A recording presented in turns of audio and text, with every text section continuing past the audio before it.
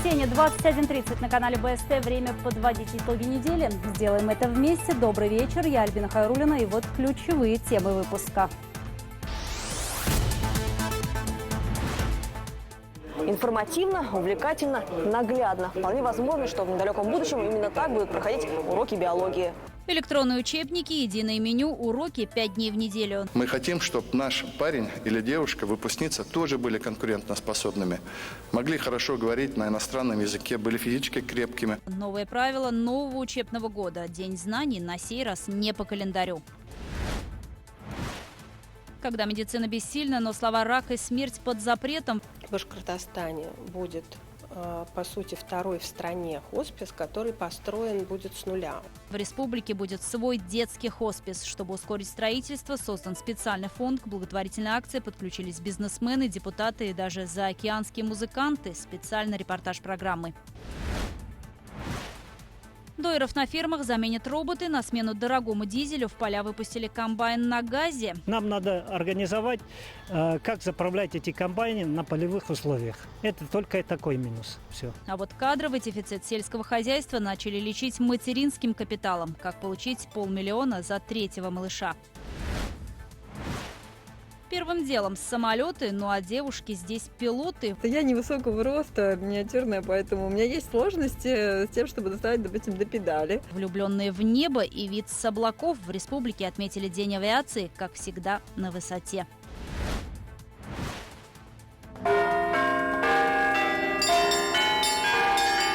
В Башкирию, как в Иерусалим, точную копию гроба Господнего создали в мужском монастыре в Благовещенском районе. Сам гроб Господень полная копия, то есть размеры, пропорции. То, что не показывали никому и никогда, но для телеканала БСТ сделали исключение.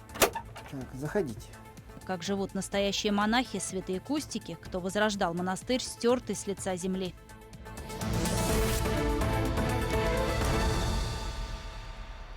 Сократить зарплату курильщикам, а не курящих, напротив, премировать. С такой инициативой выступил Минздрав России, пояснив, что у курящего человека значительно сокращается рабочий день за счет многочисленных перекуров. В итоге получается, что коллеги, ведущие здоровый образ жизни, вынуждены работать больше. С этой целью ведомство предлагает разработать некий калькулятор, который будет вычислять издержки. По опыту зарубежных стран такие правила уже действуют много лет. В США, Великобритании, Германии и Канаде предполагается, заработная плата некурящего человека будет на 23% превышать ту, что получает его зависимый от сигарет коллега.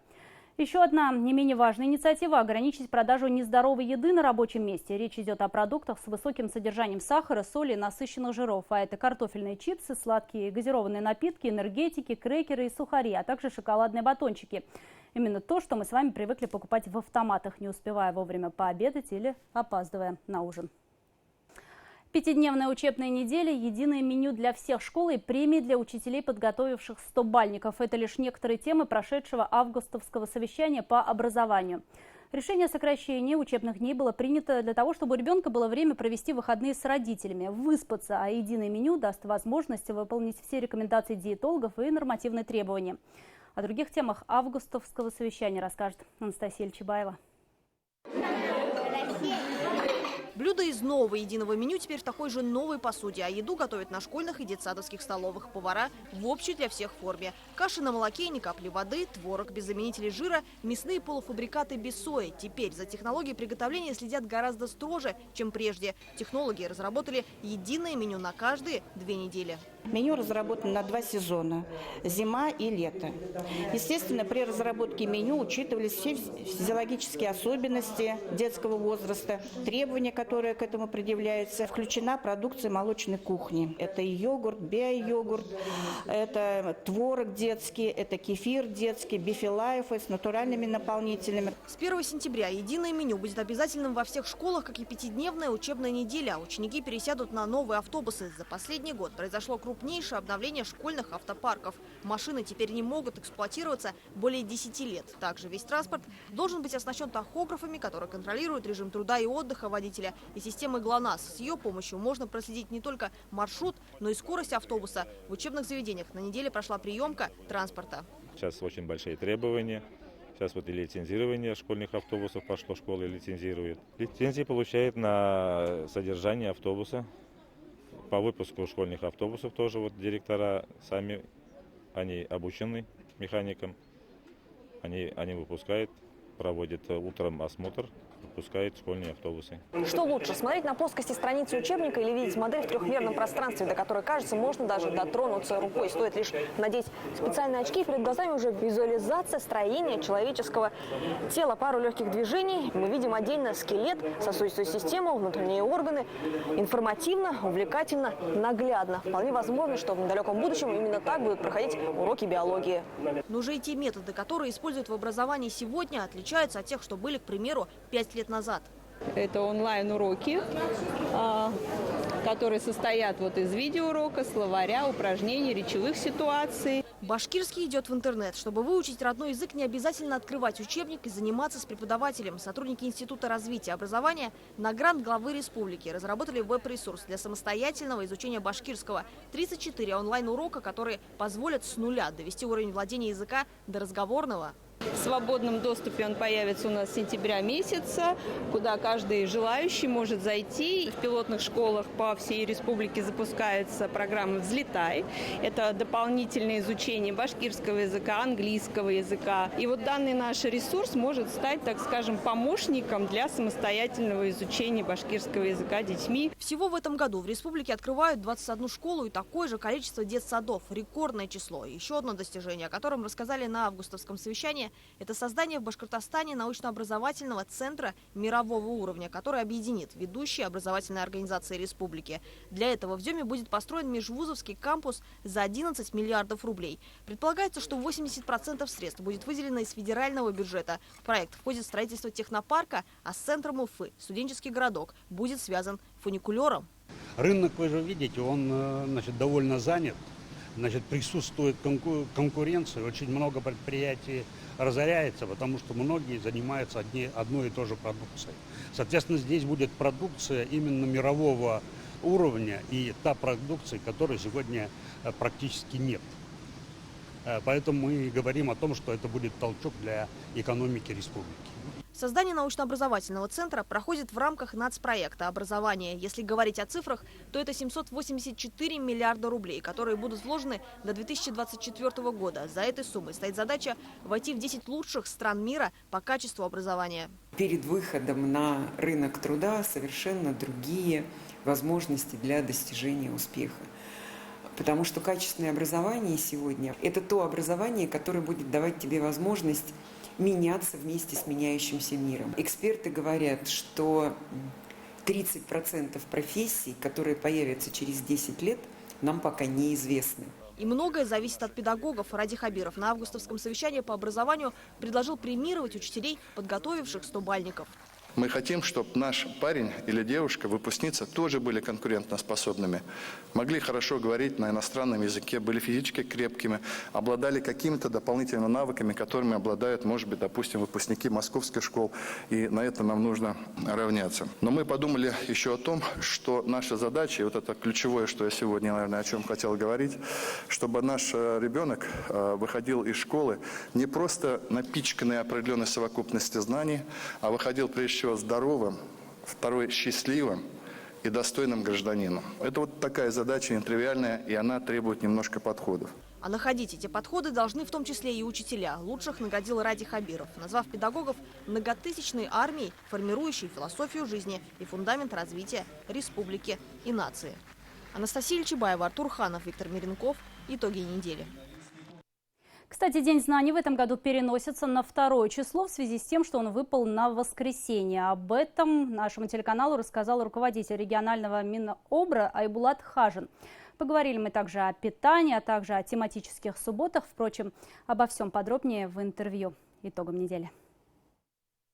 Неужели из-за воскресенья в памяти учеников останется в первый раз первый класс не 1 сентября, а 2?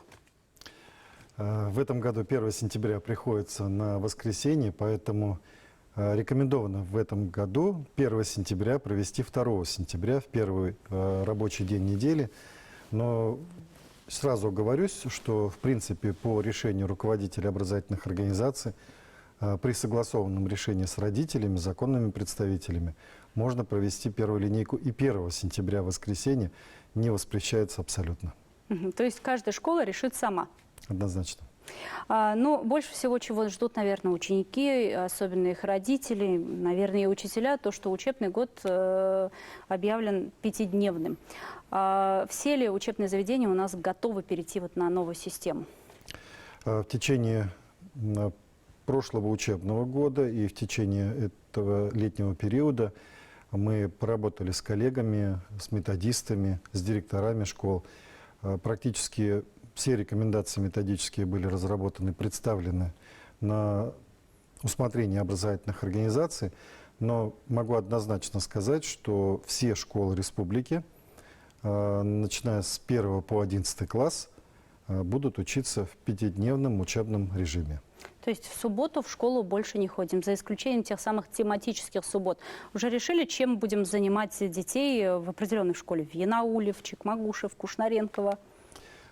Опять же, представлено образовательным организациям формат тематических суббот. Мы предложили на выбор 14 суббот, но сразу оговорюсь, ряд суббот мы застолбили под определенные темы.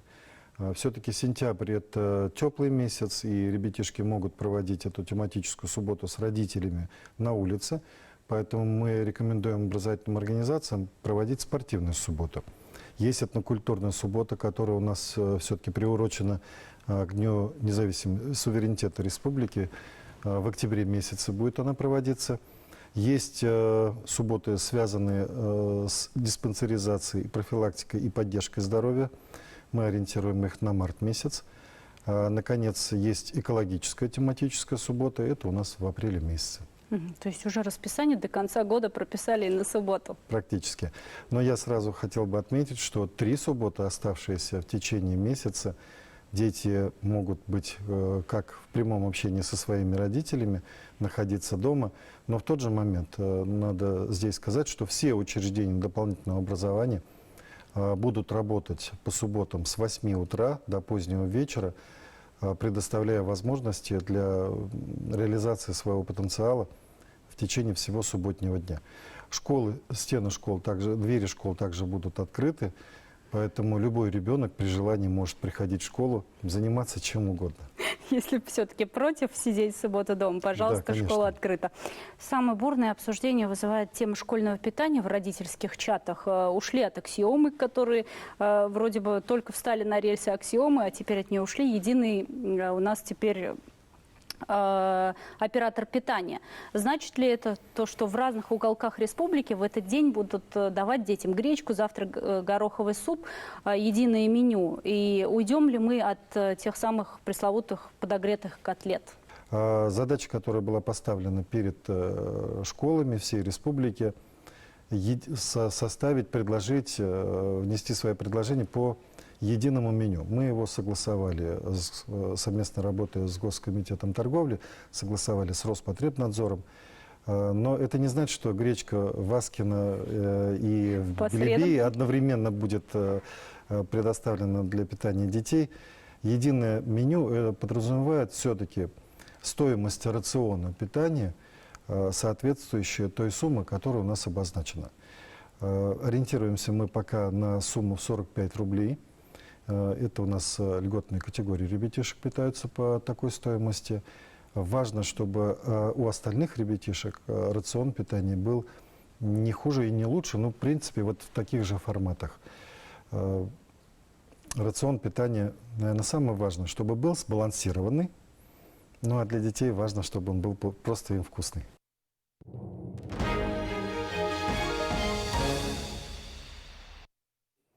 Американская группа Бразовилл и ее солист Дэвид Браун отказались от гонорара за концерт в Уфе. Эти деньги пойдут на строительство первого в республике детского хосписа. О том, что Центр паллиативной помощи появится в Уфе в 2020 году, сообщил Ради Хабиров после встречи с учредителем благотворительного фонда Ньютой Федермессер.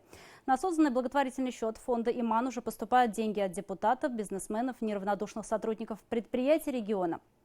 На своей странице в Инстаграме руководитель Башкортостана сообщил страшные цифры. 25 тысяч взрослых и 643 ребенка республики страдают от неизлечимых заболеваний, чьи дни на этом свете, что называется, вырваны у смерти.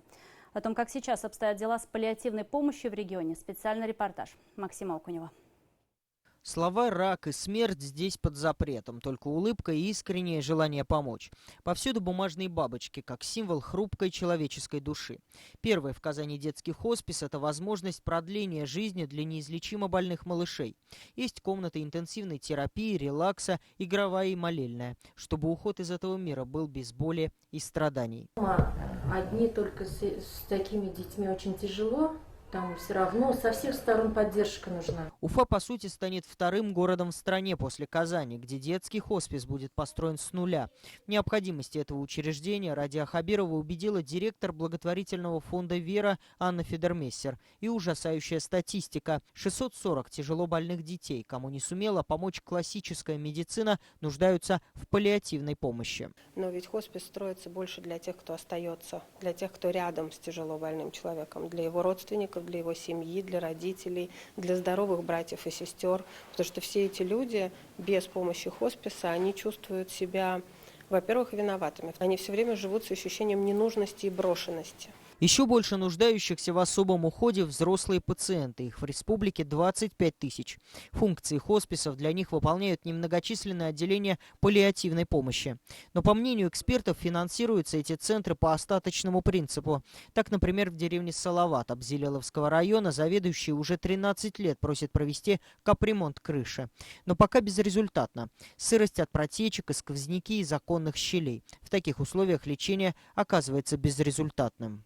У нас вот несколько палат, и наши кабинеты протекают. Весной начинает таять снег, также мы сидим под дождем. Хоспис вовсе не место смерти, как многие стереотипно считают. Это медицинское учреждение, где можно провести поддерживающий курс лечения.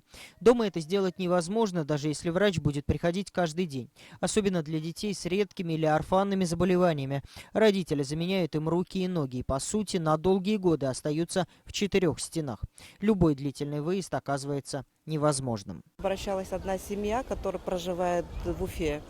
Вот у них ребенок, и ребенок у них болен с рождения. В прошлом году родителям нужно было выехать в отпуск или куда-то. В общем, они должны были оставить данного ребенка. И вот они обратились к нам, но мы, конечно, не смогли помочь этому ребенку, потому что у нас таких нету. Во многом функции такого терапевтического хосписа выполняют благотворительные центры.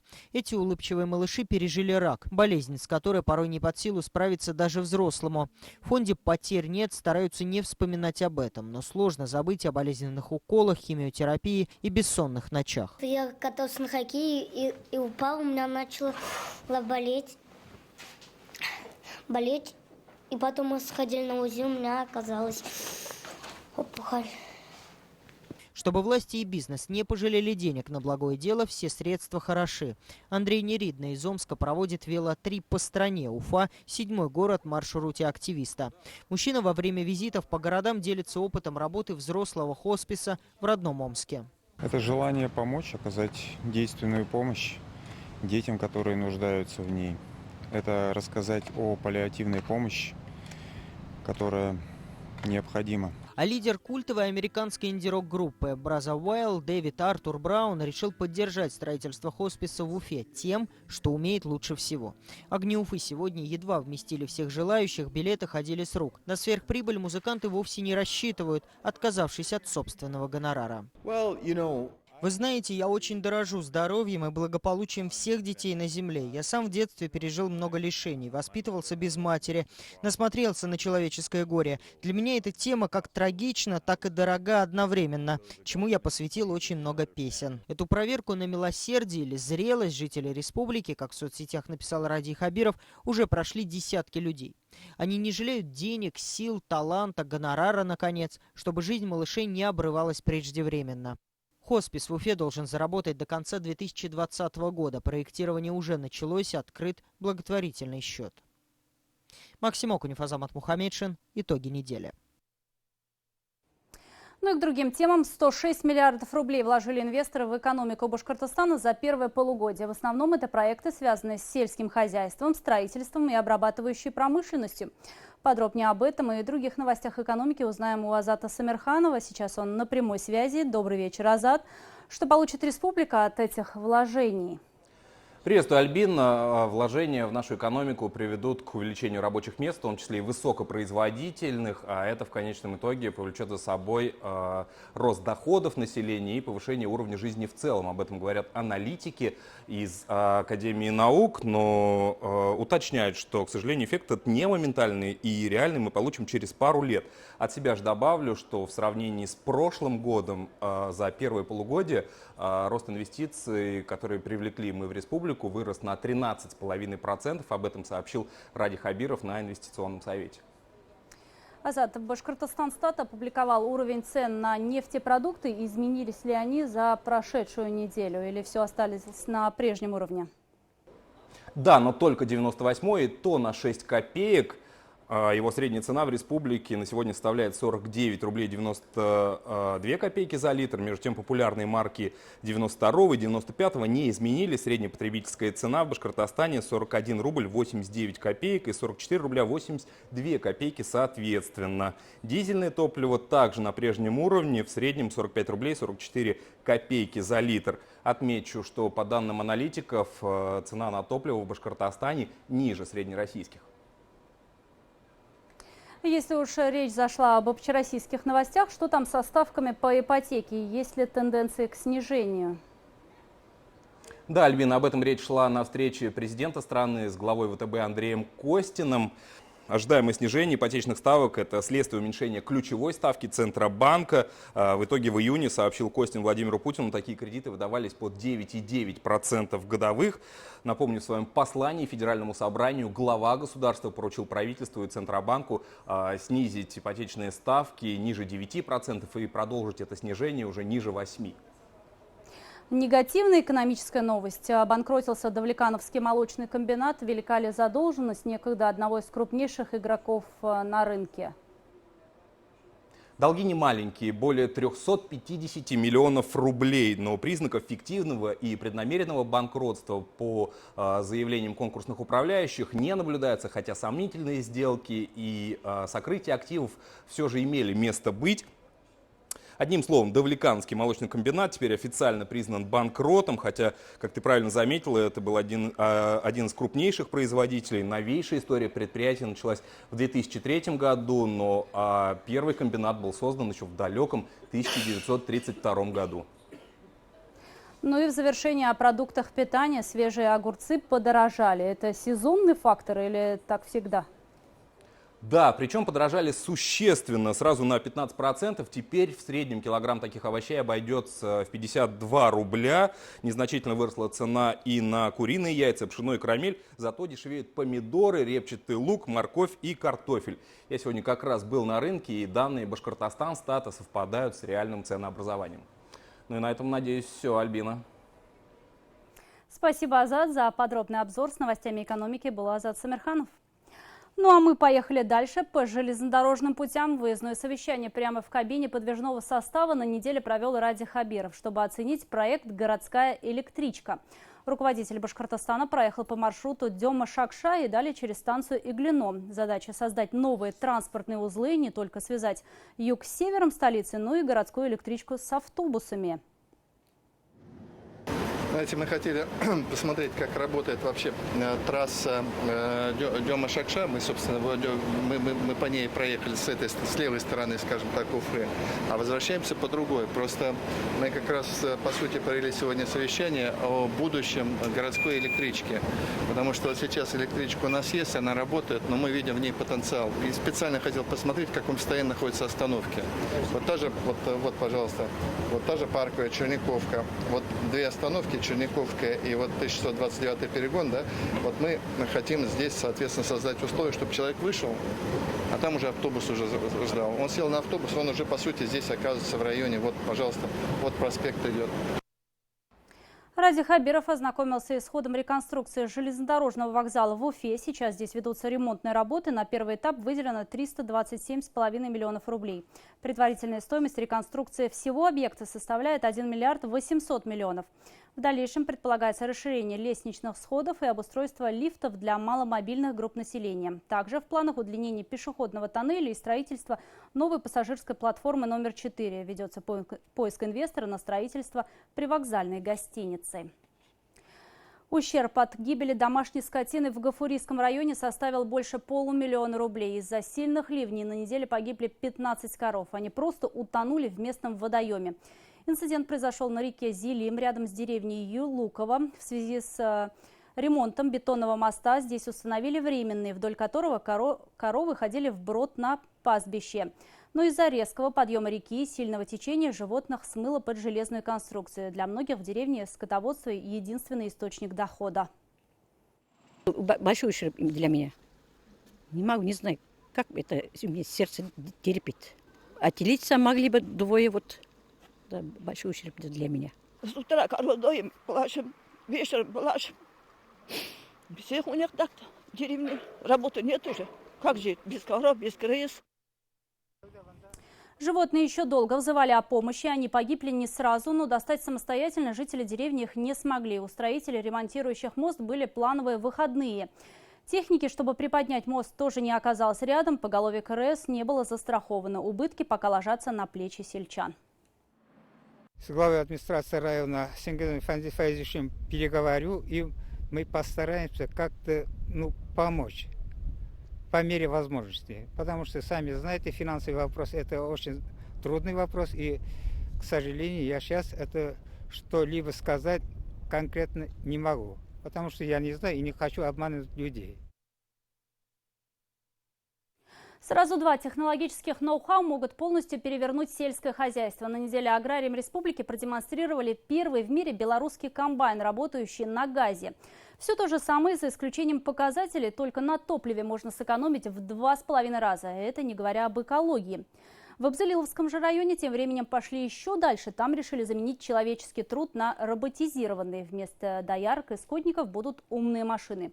Так что ждет сельское хозяйство и есть ли у прогресса обратные стороны, выяснял Артур Шамсудинов. С виду обычный комбайн, на деле техника нового поколения. Урожай с полей Башкортостана впервые убирает опытный образец, работающий в отличие от аналогов не на дизельном топливе, а на газе. В принципе, ничего не отличаются. Что и тот по мощности хорошо, что это не чувствуется. Отличия в принципе нету. Только как бы в экономии топлива и все. А производительность? Та же самая. Только на топливе новинка позволяет экономить до 40%. Для сравнения, стоимость кубометра газа около 17 рублей. Литр солярки обойдется в 2,5 раза дороже. При этом производительность у комбайнов одинаковая. Разработчики подсчитали, при полной рабочей смене с каждого комбайна можно выгадать минимум 300 рублей. За месяц набегает немаленькая сумма. Однако фермеры не спешат приобретать новинку, ведь есть один существенный минус. Нам надо организовать, как заправлять эти комбайны на полевых условиях. Это только такой минус. Все.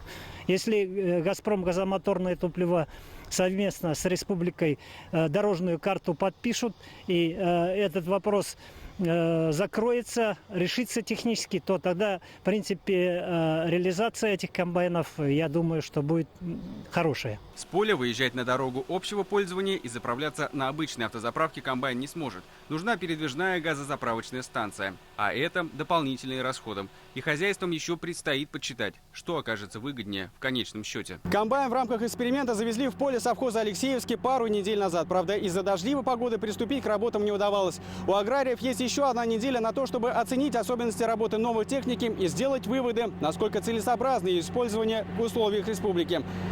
Испытания продлятся до 24 августа. А вот в хозяйстве «Красная Башкирия» готовится к другому эксперименту. Опять же ради экономии. Не только денег, но и человеческих ресурсов.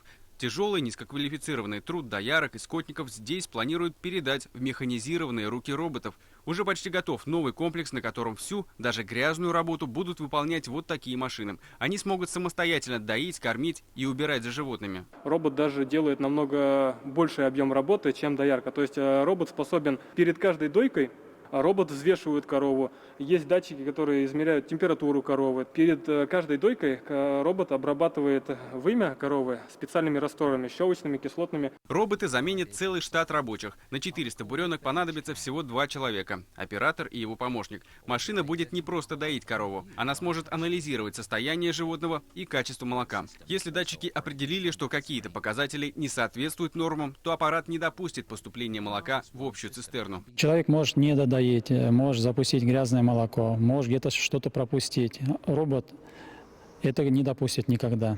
То есть в итоге у нас на прилавках будет только молоко экстра-класса. Объем инвестиций составит более 460 миллионов рублей. В хозяйстве надеются, что за счет ноу-хау удастся не только сэкономить на ресурсах, но и повысить производительность труда. Ежегодно планируется производить 9 тысяч тонн молока высокого качества, отвечающего требованиям евростандарта. В ближайшее время сюда завезут первую партию коров. Доить их будут уже железные руки роботов. Артур Шамсудинов, Булат Закирьянов и Азамат Мухаммедшин. Итоги недели. Ну и в продолжении темы свой материнский капитал для многодетных семей ввели в Чекмагушевском районе. Сертификат на 500 тысяч рублей выдают на третьего и последующих детей. Получить его могут сотрудники сельхозпредприятия «Базы». При этом тратить больше 100 тысяч рублей в год не получится. Такими мерами аграрии стараются улучшить демографическую ситуацию и сохранить молодежь на селе. Репортаж Динары Таймасхановой. Покачай, Вера, покачай, пускай поспит она. Встала уж, наверное, сегодня рано встала. Малышка Вероника – 5-й и самый младший ребенок Чекатуровых, поэтому внимание всех членов семьи забирает она. То, что с ее рождением семейный бюджет пополнится на 500 тысяч рублей, не ожидали. Куда потратят деньги, уже знают. За дом заплатить. Только это думаем, а что еще думать? Просто так неохота, что по мелочам он кончился, просто за дом хотим отдать. Надеюсь, так и будет. Причем за этот дом семье не приходится платить проценты банку. Сотрудники местного сельхозпредприятия покупают жилплощадь по льготным ценам. После оплаты всей стоимости дом переходит в собственность. Несколько лет прошло, тогда я попросил уже дом. То есть, когда он уже мог это решение принять, зная, какой человек, что я могу. Вот попробуй. Все дети ее любят. Кукурузные палочки вот из ее. Сертификат на 500 тысяч рублей принесет домой и глава семейства Поречных. Материнский капитал на третьего и последующих детей – инициатива руководства сельхозпредприятия «Базы». Поречные, не найдя работу в родном Давлекановском районе, сменили место жительства. В Юмашево уже 2 года. За это время стали родителями в 3-й раз. Ну, все условия здесь, в деревне. Картофель свой, мясо, скотину держишь, мясо свое, фрукты, овощи, все свое. А в городе что? Загазованность, здесь кислород чистый. По 500 000 получили 4 семьи, хотя заявок было больше. Программа действовала с начала 2000-х. На некоторое время выплаты прекратились. И в этом году решили вернуть поощрение для многодетных родителей. Распорядиться средствами семьи могут по своему усмотрению. Правда, есть нюанс. Нужно быть сотрудником хозяйства и тратить не больше 100 тысяч рублей в год. Вот эта демографическая ситуация, вот здесь и видно, что она ухудшается, потому что нет семей, которые родили в деревне, не остаются. И мы надеемся, что наша программа поможет жить в деревне, чтобы здесь молодежь оставалась. На праздники жители села Митроюпово теперь даже в непогоду приходят только в туфлях. Гравийную дорогу покрыли асфальтом. Социально ориентированное сельхозпредприятие уделяет внимание инфраструктуре. На дорожное покрытие протяженностью почти в 3 километра направили 20 миллионов рублей. Полсуммы средства бюджета района. Причем такие деньги в казне от налогообложения хозяйства «Базы». А вот 10 миллионов – это собственные финансы предприятия. В селе Митроюповском никогда не было асфальтовой дороги. Была песчано-гравийная смесь покрытия, и то не везде. Население давно просили, потому что здесь у нас находится и сельский дом культуры, и школа, и магазины, и детский садик. Мы обратились к руководству хозяйства, и они поддержали нашу просьбу. Часть дорожного покрытия заменили аэродромной плиткой. Материал дешевле асфальта, однако прочнее его как минимум в 3 раза. При этом для укладки не требуется особых навыков или специальной техники. Главное, чтобы ровными были стыки. Базы будут отвечать за социальную инфраструктуру в 33 населенных пунктах Чекмагушевского района, там, где есть производственные площадки предприятия.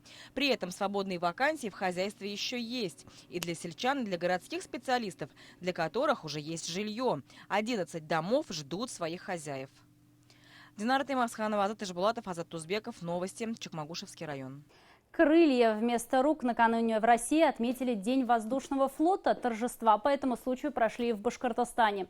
Авиаторы возложили цветы к могиле фронтового летчика, дважды Героя Советского Союза Мусыгареева, а на аэродроме Первушина воздушные асы продемонстрировали свое мастерство, выполняя фигуры высшего пилотажа. Азат Садриев встретился с теми, кто не представляет жизни без неба. Боевые летчики, гражданские пилоты и кадеты военных училищ, покорители небес, ровным строем идут к могиле дважды Героя Советского Союза Мусыгареева. В Парке Победы взгляд фронтового штурмовика устремлен в небо, туда, где даже во время боевых вылетов он чувствовал себя как дома, находясь в кабине своего Ил-2. В память о герое сегодня не только цветы. Над парком пролетает пилотажная группа аэродрома Первушина.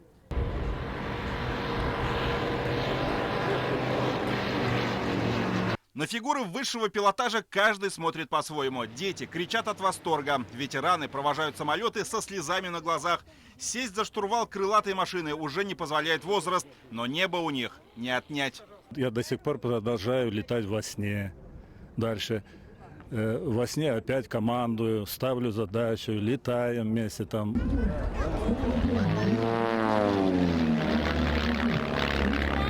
Оксана Тимофеева – юрист и бизнесвумен, но все свое свободное время проводит на аэродроме. Разбирается в автомобилях и самолетах не хуже мужчин. За плечами сотни часов налета, и останавливаться на этом пилот не собирается, даже несмотря на определенные неудобства. Я невысокого роста, миниатюрная, поэтому у меня есть сложности с тем, чтобы доставать, допустим, до педали. Поэтому наши конструкторы, которые занимались разработкой самолетов и созданием самолетов, они для меня собрали другой самолет и уже сделали педали под меня. Мне вот летать на нем очень удобно. День воздушного флота на аэродроме Первушина отметили с размахом. Тысячи зрителей, десятки самолетов, вертолеты. Небо с пилотами делят парашютисты, которые с ювелирной точностью один за одним приземляются в заданной точке. А пока взоры зрителей устремлены ввысь, Василий Дементьев проверяет перед вылетом одной из самых популярных в мире крылатых машин – «Цесну». Впервые выше облаков будущий пилот поднялся в 4 года, но сам смог сесть за штурвал, лишь выйдя на пенсию. Авиацию называют любовью всей своей жизни. Второе увлечение – фотографирование. Я много делал фотографий таких, первые там панорама города с птичьей высоты. Там совершенно по-другому все. То есть видишь так, как видят птички это все. Сверху так все красиво, так все прекрасно. То есть вот все зелено, все оказывается так ровненько, красиво. Эти поля, эти дороги. И потом сверху видишь, да, вот деревня живая. По крыше можно определить. Дальше, есть ли там газ, например, дымятся ли зимой трубы. «Цесна» – легкомоторный четырехместный самолет, на котором в том числе учатся летать и будущие пилоты широкофюзеляжных лайнеров. Пару сотен метров разбега. И вот мы уже в воздухе.